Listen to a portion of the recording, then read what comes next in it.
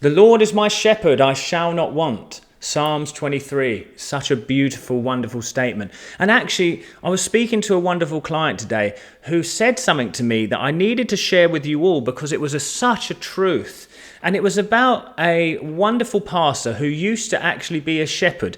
And he said there's one animal, you can have sheep, goats, donkeys, all of these things. One animal was never meant to carry any weight, and that was a sheep. And it says many times in the Bible, we are the sheep. The Lord is the shepherd. We are not meant to carry the weights and pressures of this earth on our shoulders. That's why you must start giving all of your woes, all of your pains to God. Give them over to God. God says, cast your doubts and anxieties onto me. So this video is just a very quick one today, just to remind you that you must give everything over to God. When you succeed, you give it to God. When you are failing, you give it over to God. Make those biblical truths and those divine truths saturate your body until the point where you literally change. Now, there's an interesting thing as well, because another client of mine, and this is the beautiful thing about my work, I even learn from my clients as I'm teaching them. And another client of mine said she went to a brain training, and the training said, and it drew it like a tree. It says, as you think negative thoughts, you get new synapses that connect, and it makes it easier to think negativity. And then what happens is it's like a tree. But in Peter, it says, give it over to God and he'll prune the parts of you that need to be pruned. So as you claim biblical truths, divine truths into your system, it prunes the tree. It prunes the tree of your mind back to grace, back to divinity. So now your mind, you literally change physically, emotionally, and mentally as you start to pray. But how do you pray?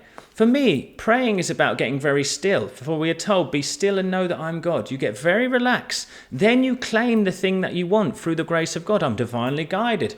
God is blessing me now. Infinite truths come into my body. Infinite love comes through my system. I am divinely guided. I'm divinely inspired. I'm illumined from on high.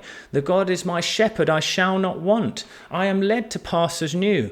Only good lays before me. My good is constantly increasing through the grace of God. My body is constantly healing through the grace of God. There's no effort required when you give it over to God.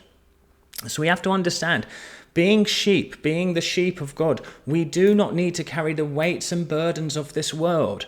That's why you must learn to let go of fear. That's why you must learn to bring your body back to balance. That's why you must learn to use this wonderful temple. It shows you how you're feeling. Your inner system will have reactions. You're going to have reactions, and they're your gift. Notice how you feel about the thing that you want to change. Does it create tension in you? Does it create fear in you? Now you are trying to be God and change it because you're acting from fear. There's only one true devil in this world, and that is fear. The spiritual battle within you is internal. They say it's a battle between heaven and hell. That's internal within you. As you create balance within you, you allow heaven to pass through you and create heaven on earth. Now you can start to claim that you want boldly. Claim it boldly and knowingly, because it's not me that does any of this. It is God's work in action. God is the healing presence. He is the giver and the gift. He is all things. So I want to say this to you, and I use the word God, and some people here may have trouble with the word God, but you have to remember, it needs to be the way that you connect with something that loves you. For God's nature is love, peace, ease, and flow. So as I become the sheep, as I let go of trying to control my life, now I can be guided. Now I can be taken.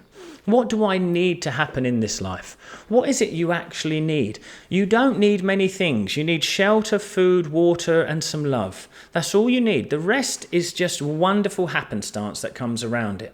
Now you can claim abundance through the grace of God. You can start to claim God is the true source of my supply. All my needs are met now and forever. There is always more than enough.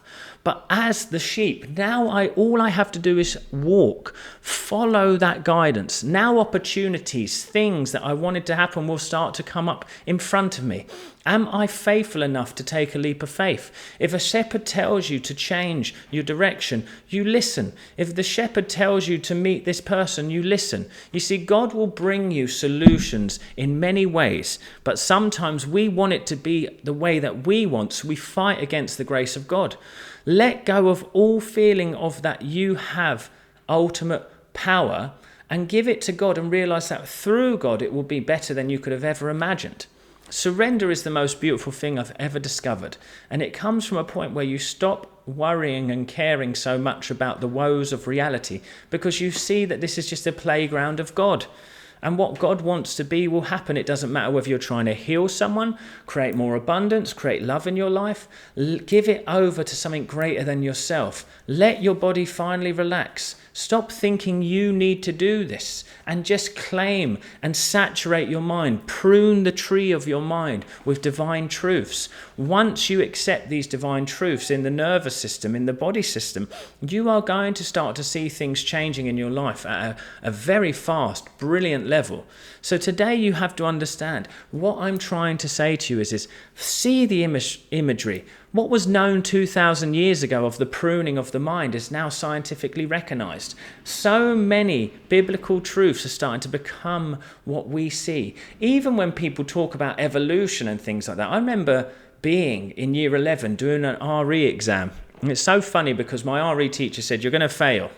And I said, "Well, let's see what happens, you know." And I went to the RE exam. And do you know, it was so funny because it said, "Can you describe the creation story to someone who isn't religious and why it makes sense for it to be true?"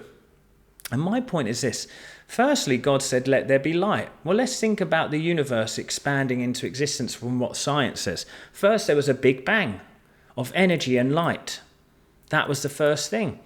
Then there was light.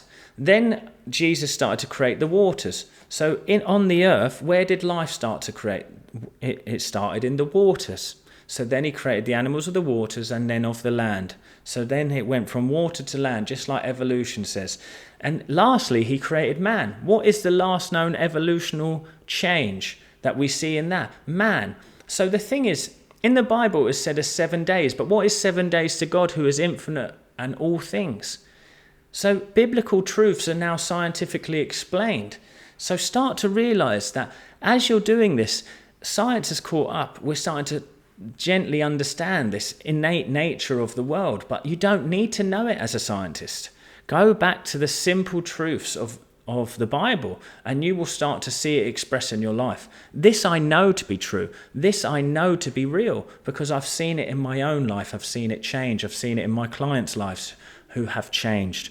So as you start to surrender to that wonderful truth that you're loved, protected and safe, you will see change in your life. This was a quick one today, guys, because I just wanted to remind you, have a happy Sunday. On the 7th day, God rested. So make sure you rest today. Rest and know that it is done. That's all I need you to know. Be calm, be easy, be relaxed. Thank you very much.